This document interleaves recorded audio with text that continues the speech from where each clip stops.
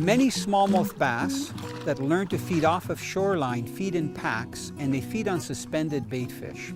What I like about locating those smallmouth bass is if you hook one, you'll probably have 2 or 3 fish following that fish up. And if you quickly release that fish and cast out again, you'll get another one. One of my favorite ways to target these fish that are cruising and feeding on these suspended bait fish is to use a crankbait. The RS Shad Rap in the Live series is an ideal crankbait to use because it looks very natural, lifelike, it rattles and it suspends.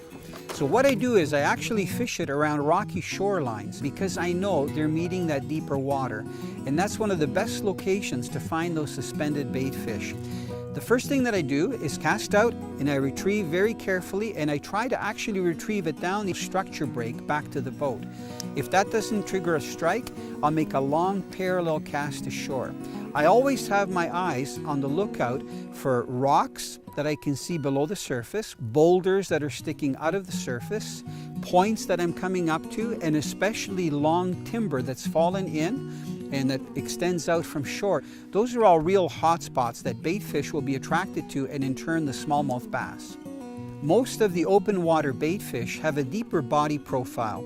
I find that the RS Shad Rap is ideal because it's thin and deep.